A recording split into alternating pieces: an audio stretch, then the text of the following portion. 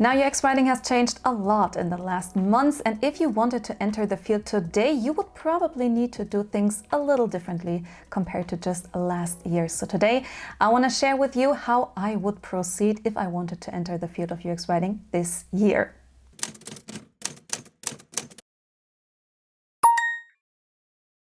Hi, my name is Kat and I teach people about writing in tech, and on this channel you will find everything that you need to know about writing, communications, the tech industry and how all of that goes together. And if you care about all of that just as much as I do, make sure you hit subscribe and ring the bell. And if you want to learn UX writing, you might want to check out my Foundations of UX Writing bundle, which includes my very popular UX writing introductory course, Introduction to UX Writing, and a couple of very helpful resources that you might want to check out. Link is in the description box below. Now, this is the second video of a 2-video series in which we talk about getting a job as a UX writer or content designer in 2026. In the first one, we looked at the skills that you need, and in this one, I'm sharing how I would approach becoming a UX writer this year if I had to start from scratch. So let's not waste any more time. Let's get right into it. And we will be looking at 7 steps in total, and I can already tell you 3 of them will be exclusively about learning certain skills, teaching yourself skills and get yourself qualified. Because as we have learned in the previous video, being successful in UX writing and even getting a foot in the door has become very demanding, and you really need to bring a lot of different skills. So step number 1 for me would definitely be start with learning the theory and doing the groundwork. Many fresh UX writers still approach UX writing by looking at a piece of copy and then they go like, okay, this sounds good, this sounds clear, this sounds empathetic, this is good to go. But this approach, as I have already pointed out in the first video, won't get you anywhere this year. And let me give you an example for that. You might have followed the Milo Winter controversy, which is all about a very young author going viral on TikTok for working on a zodiac sign-based dystopian fantasy novel and sharing the journey of writing this novel along the way. And the author, Milo, did a lot of self-praise and said, I've been working on this novel for like 10 years. I have achieved mastery in writing, according to Malcolm Gladwell, because I practiced writing over 10,000 hours, etc., etc. So Milo was very convinced of being really good at writing since there's just been such a long history of writing in Milo's life. Now, the book itself was self-published, so there was no publisher involved. It was all just very self-reliant, and when the book finally came out, it was deemed very, very bad from a writing perspective, and people were very angry because they paid for it. And the reason for all of that is that Milo did indeed write a lot, but had never learned how to properly write a novel, how to build characters, how to bridge plot holes, how to build tension. And I know this is not really coming from UX writing, but this is still about writing, and it can show how much the notion of I'm a good writer can get in our way when we want to become professional writers. So don't do that. Don't be like, I've always loved writing, I'm doing it as a hobby, I'm good with words, so I will just apply for jobs. That would have worked a couple of years ago because UX writing was still a very young discipline. But in 2026, with all of the layoffs happening and all of the good writers being on the job market, you won't get away with that. So definitely do build on your personal writing experience. It's good to have that as a starting point, but writing professionally, no matter the discipline, building a writing career is something completely different. And that means that you might also need to unlearn some things that you established for your personal writing routine and learn new things that have not yet been part of that routine. So find a course, find a book, do research on your craft, go with different resources, not just one. And if you don't know where to start, as I said, I definitely recommend my Introduction to UX Writing course. It's comprehensive, it's easy to follow, it's also very affordable. That's why so many people have taken it. And as I said, I'm currently offering it as a bundle, the Foundations of UX Writing bundle, which includes the course and many additional helpful resources. For example, a prompt library. So you might want to check that out. The link is in the description box below. However, as I always tell you, you don't You absolutely don't have to take my courses, okay? Just make sure you learn from an experienced professional and don't just ask ChatGPT or Claude about how to write an error message, okay? You want to build that actual knowledge, that competence, and those skills. Step number 2, I would look at the bigger picture. What does that mean? A couple of years ago, I would have given very different advice, very different from that. But as we have learned in the previous video, what we're seeing now in job ads and job descriptions is a broadening of many writing roles. So copywriter might now also be responsible for social media management or paid advertising management. And a UX writer might also be responsible for communication strategy and brand management or conversation design or even email marketing or also customer or user research. So what will really help you is understanding the broader context of your job, the communication part, the data part. Try to understand what makes good writing and how good writing moves people to take a desired action, how good writing builds trust between a brand and a customer. So do some research, listen and learn. And for UX writers particularly, I recommend looking into communication strategy, brand strategy, and product marketing. Definitely get a hold of those disciplines and learn about them, because that will be very important when you start having job interviews and when you talk to people and they want to see if you understand the value of your craft. So definitely keep an eye on the narrow focus of your specific writing craft, but also look a little left and right as well, because context matters in 2026. Now, step number 3, look into tech, tools, and AI. Definitely understand how AI works and how you can use it for your work, but also learn about content management systems, how to work with Figma, how to connect Figma to your AI tool, what kind of AI tools might be relevant for your work, what is GitHub, how might it be relevant for you, what kind of tools can be used to track and measure interactions with your copy, etc. In no way do you need to learn to code. I know that is something that is going around in the community, but don't worry about that too much. However, try to at least get an idea of the tech stack, the software that surrounds your work and that you might be working with. And also generally how a tech stack works, what is back end, what is front end, what is an API. This will also help you to develop a routine to self-teach yourself to use software, because chances are that when you work as a writer, you will have to learn working with a new software every now and then. So kind of developing a soft skill to get into new software tools every once in a while, that will be very, very important for you. And it will also give you the confidence that if you are sitting in an interview, a job interview, and people ask you, okay, have you ever worked with that? And you can confidently say, no, I haven't yet, but hey, I'm very good at learning how to use new software, so we're good to go.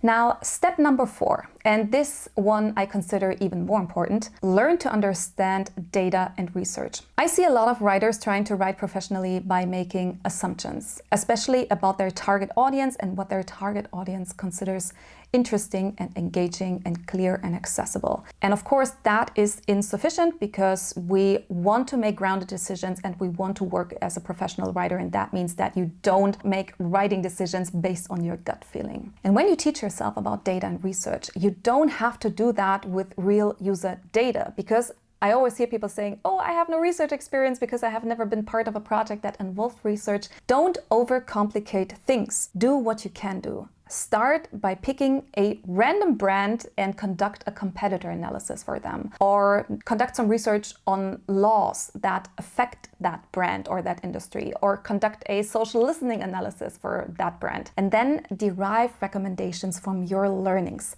Like, what would you recommend if you look at that data? That's absolutely no rocket science, and it will also come in very, very handy for job interviews and take-home assignments, because it will help you build a habit of looking beyond your own taste and gut feeling. So these steps were basically all about building a solid, relevant skill set. This is what I do first, okay? Don't start applying for jobs if you don't have that skill set, because you will probably not be successful then. Now, if I had these steps covered, and if I had really found my way into the craft and got used to the theory and the concepts and the tools and the research, and also practiced all of that, I would head over to step number 5, look for jobs. And here I would look, first of all, not for a big salary or a wide range of perks and benefits, but I would particularly look for companies with a product and a brand that you can actually write for, that you can do good writing for. Now, what do I mean by that? There are companies with interesting and cool and smart brands out there, not necessarily the big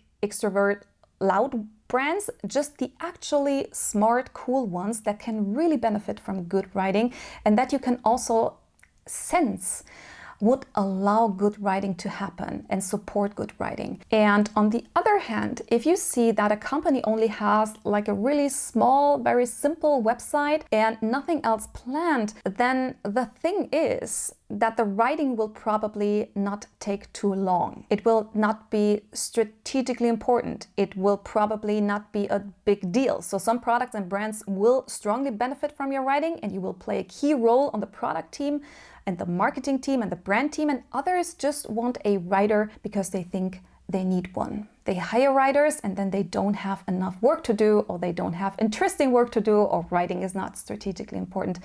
They won't adopt their processes, they won't invest in the tools because writing is just not an essential part of their company's success. And the same is true for certain industries, like companies, for example, in the health and the finance industry. They do need good writing. And they are most likely great places to do very meaningful work from a writer's perspective. And the next factor that I would look at when it comes to which companies to apply to is the level of innovativeness, so to say. I know some people in my environment, they just love that. They love to operate under great uncertainty. They love to work in crunch mode and experience fast changes.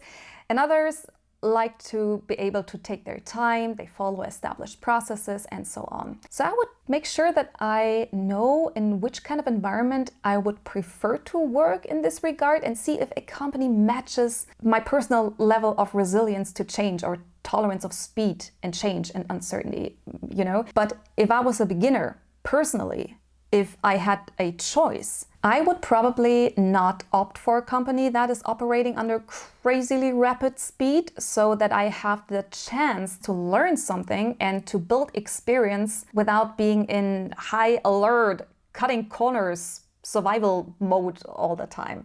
So look for the cues in job ads, make up your mind about what you're looking for here, what you prefer and what speaks to you, and then go for these jobs because they will probably be better. If you work in an environment that doesn't match your level of tolerance of speed or tolerance of uncertainty, that might indeed be a risk factor for your career success. Now, when I'm sure of all of that, and if I had done my first looking at job ads, I would head over to work on fictional projects and build a portfolio. And yes, that is right, you work on fictional projects and a portfolio after you have an idea what companies you would like to apply to, okay? You can also do that before looking at job ads, but in this day and age, you really do need to be the perfect fit for these companies you apply for, or otherwise someone with more experience in the field will get the job instead of you. So this is what I recommend: checking out jobs that look exciting to you and that look like a good match for you, and then build your portfolio accordingly. And when you build your portfolio accordingly,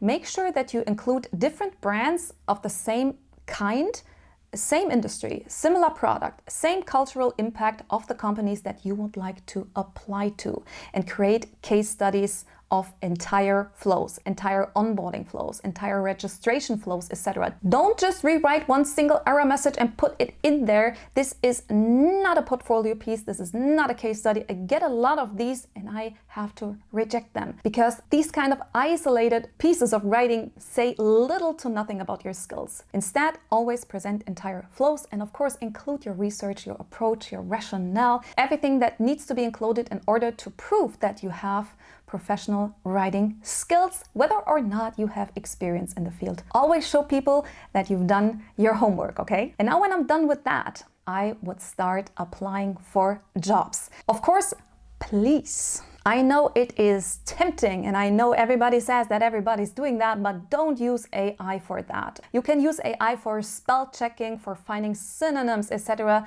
So tweaking your cover letter or your CV a little bit, never ever.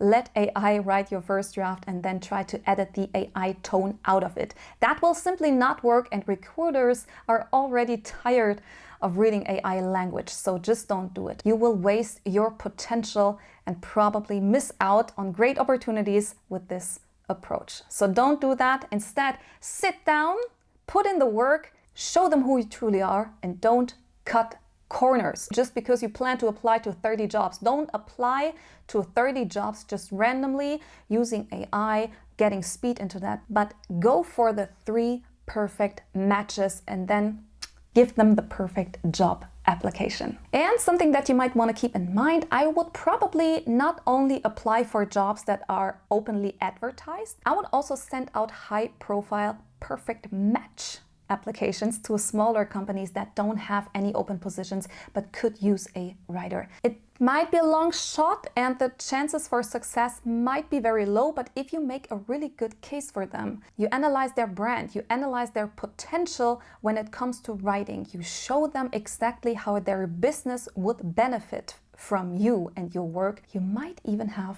a chance. And the very same is true for agencies, which often hire very spontaneously and usually also have a talent pool, just like freelance recruiters who you also might want to consider contacting. Whoever you contact, wherever you apply, I will try to make it the single most perfectly matching, outstandingly high quality application that these people will see the entire year. Because to be very honest with you, you probably have to make up for the lack of real professional project experience with your application. And you also want to stand out of these large crowds of people who just use AI and send thousands upon thousands of applications per week.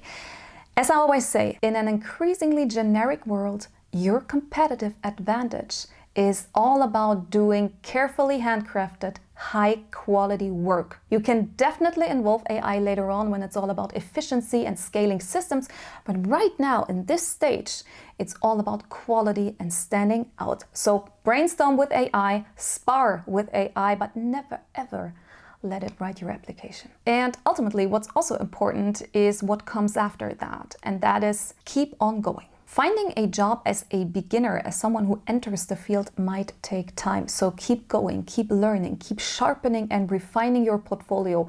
Take courses, take small freelance gigs inside and outside your area of specialization. Take breaks when you need them. But all in all, keep going. Because to be honest, it has been a very brutal job market out there, and it will probably stay like this a little longer, especially for beginners, which is also why many people entirely recommend to not enter the field. But all the big companies, they still have content designers and UX writers. They still need that craft, and they know that, and they set the industry standards with that demand. So it's definitely still worth pursuing this career, but you have to be very, very good. So be exactly that. Now, as always, share your experience and thoughts in the comments if you like. Let's discuss, let's debate, let's talk. Also, you might want to check out writewithdrkat.com for more writing education. Specifically, check out the Foundations of UX Writing bundle. It would definitely help you find a good start in this field. Link is in the description box below. And apart from that, as always, there is nothing left to say for me except keep on writing, enjoy the process, and I hope to see you sometime soon.